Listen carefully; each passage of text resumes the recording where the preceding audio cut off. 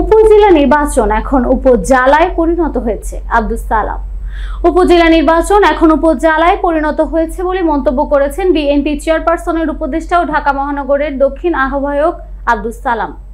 ক্ষমতাসীন দলকে উদ্দেশ্য করে তিনি বলেছেন, ৭ জানুয়ারির নির্বাচনের মতো উপজেলা নির্বাচনও সব বিরোধী দল প্রত্যাখ্যান করেছে।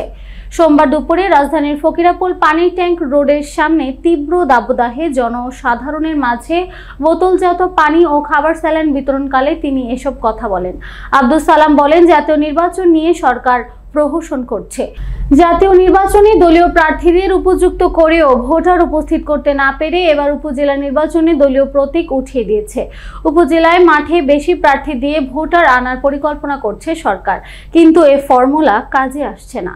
সালাম দাবি করেন, সরকারের ব্যর্থতার জন্য আজকে এই তীব্র দাবদাহ।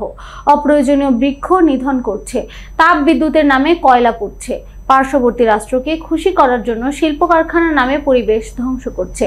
সরকার সুন্দরবনকে ধ্বংস করছে, তারা কৌশলে বাংলাদেশকে অকার্যকর রাষ্ট্রে পরিণত করছে।